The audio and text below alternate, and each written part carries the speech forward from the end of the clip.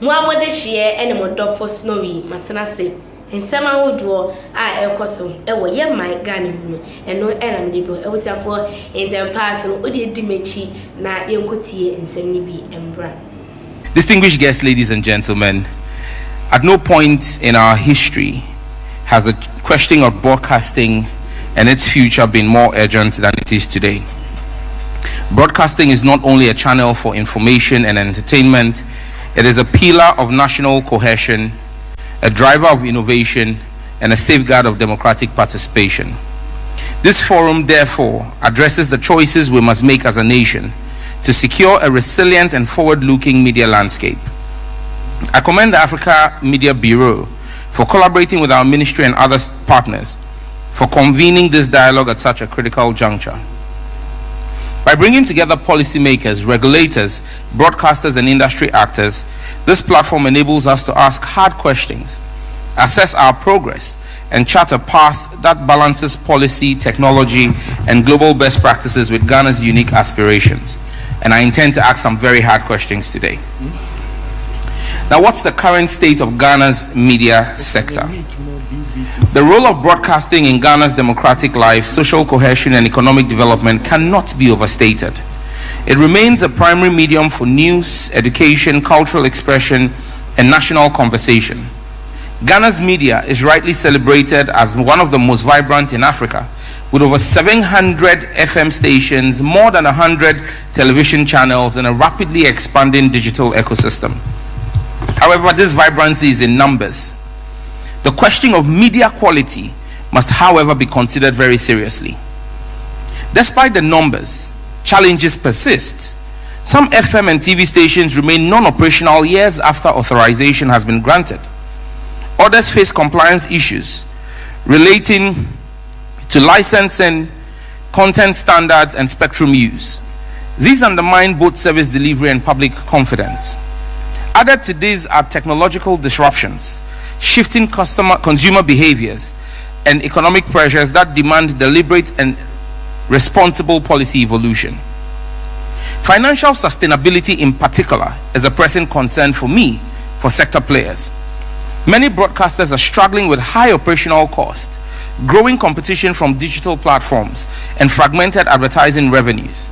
These realities necessitate innovative business models and partnerships that strike a balance between viability and quality. Now let's come to policy and regulatory interventions. This forum coincides with heightened public concerns about the affordability, quality, and fairness of broadcasting services. A new paradigm is required to propel the industry forward. The Ministry of Communication, Digital Technology and Innovation is reviewing Ghana's broadcasting policy framework to reflect the realities of digital convergence, where radio, television, and internet-based broadcasting increasingly overlap within a single ecosystem. In light of this, my ministry will collaborate with the Ministry of Government Communications and other key stakeholders to take a dispassionate look at the current broadcasting bill with a view to making it reflective of the nuanced realities of today's world. The government, working with the NCA, is taking steps to ensure compliance with the conditions of broadcasting authorizations that have been issued. Recent audits of FM and TV authorizations, together with spectrum monitoring exercises, are to ensure that only compliant and operational stations remain on air. This protects spectrum integrity, strengthens the credibility of our authorization regime, and ensures quality of broadcast. I urge all broadcasting authorization holders to do what is right. Apply for your renewal on time, which means 90 days before the expiration of your 5-year license. Pay your fees, your yearly fees. Comply with the technical regulations of the NCA.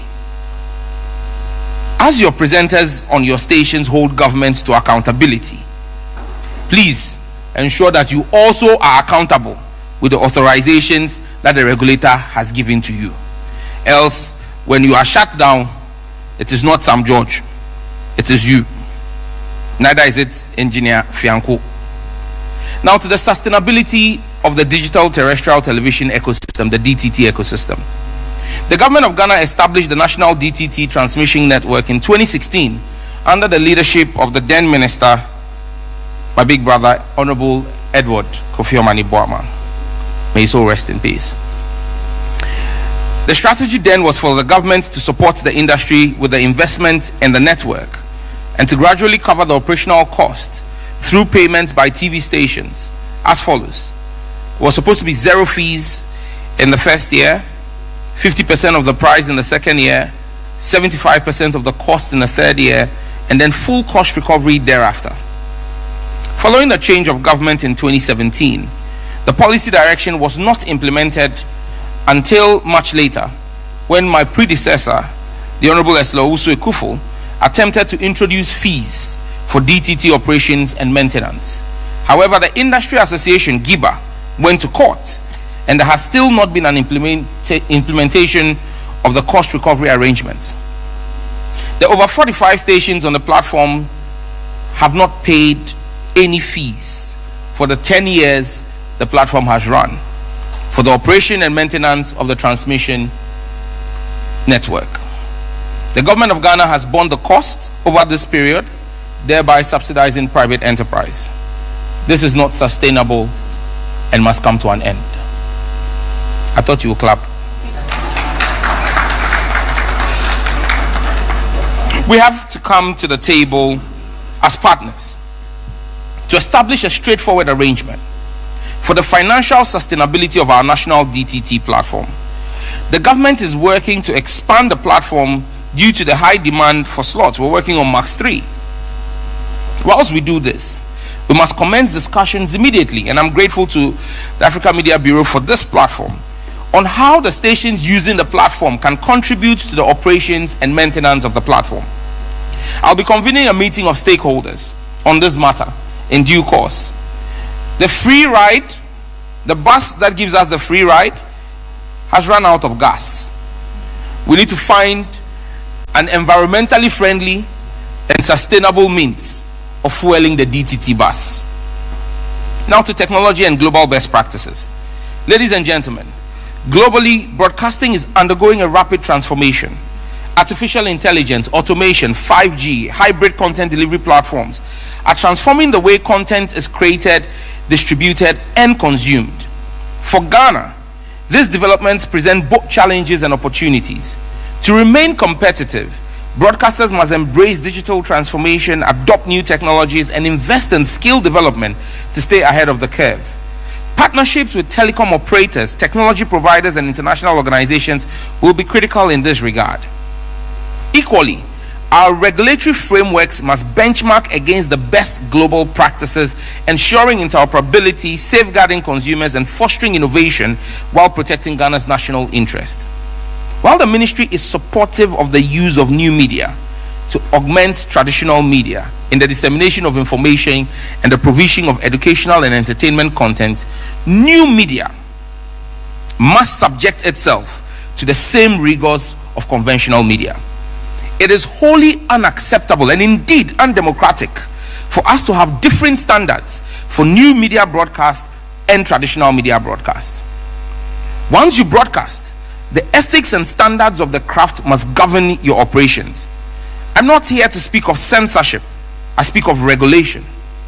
The media, be it traditional or new, cannot be said to be above regulation.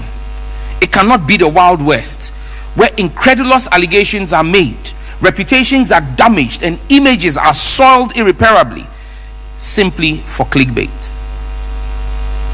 I cannot and will not, as the Minister for the sector, seek to regulate what media outlets publish. Absolutely not. I will never do that. That is your democratically protected editorial discretion. However, in the same vein, my democratically elected mandate is to regulate through my regulators how your editorial discretion is broadcast. So what you say is yours, but how you say it is regulated by us. And so we must draw that fine distinction, especially with new media. As the founder of our beloved nation, Osajifo Dr. Kwame Nkrumah, put in his book Neo-Colonialism, The Last Stage of Imperialism, I quote, "If by their fruits we shall know them, then they must first grow the fruit. So if you want us to know you as responsible journalists, you must first sow the fruits of responsible journalism in your broadcast. We must work together within the remits of our mandates to ensure the protection and longevity of this democracy that we enjoy. You must be responsible in your broadcast, and I must exercise caution in overseeing my regulatory responsibilities and issuing policy directives. We must all agree. Looks like they're not happy with the things I'm saying, so my tablet doesn't want to move again, but they lie. We must all agree that charlatans parading as men of God, men capital M, God small g, instead of men of God small m, capital G, and running all kinds of frivolous schemes in the name of God, need to be driven out of our airwaves like the temple with a regulatory whip. Money doubling and get rich quick schemes being broadcast by unscrupulous fetish priests have no place in our public broadcast. Pornographic and sexually explicit content masquerading as adult relationship shows cannot be allowed to continue soiling the innocence of our national airwaves. There must be sanity, and we must work together to achieve the same. We cannot put today's profit ahead of tomorrow's sanity. Let's agree as stakeholders to develop a roadmap together to clean up our airwaves.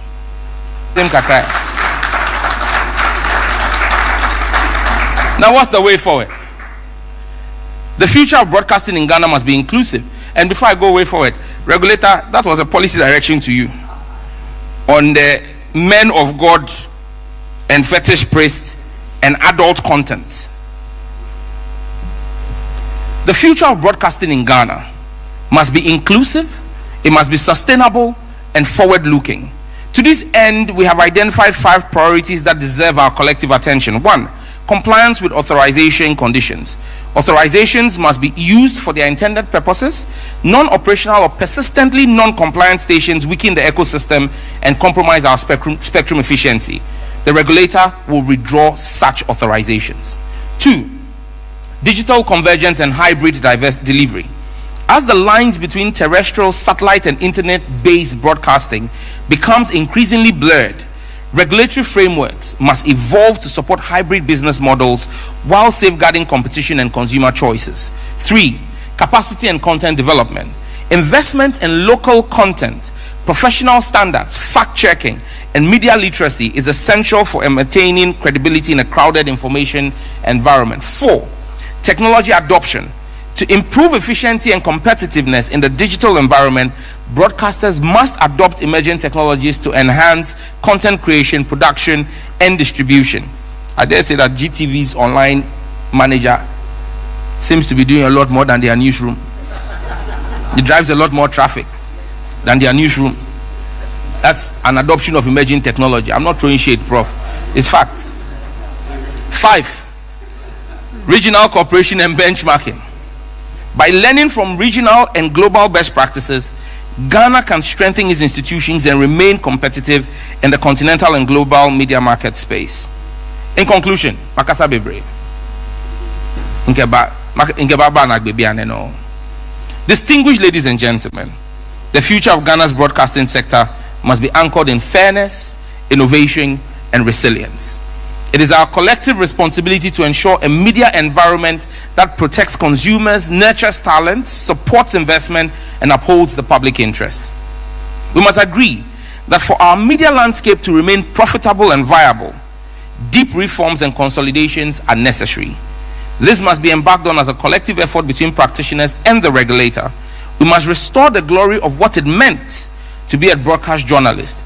We must strive to make the profession appealing to the best talent. We stand at a crossroads, and the decisions we make today will determine the future of the sector, either its survival or complete demise. We must be guided by this ethos that there can be no higher law in journalism than to tell the truth and shame the devil, even if the devil is a politician.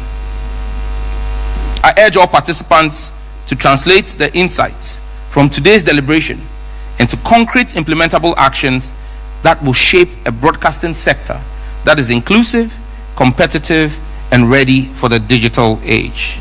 Yo, for nsɛm no ɛna wokotie no comment no ɛho nya me fabrɛ me ɛwɔ comment section na megye brɛ ɛnkenka ɛmo aha ɛyɛ Ghanatube so ɛna mo amodɔfo Snowy ɛna mtena sɛ ɛde nsɛm no ɛbɛ abusiafo sisi adeɛ makra.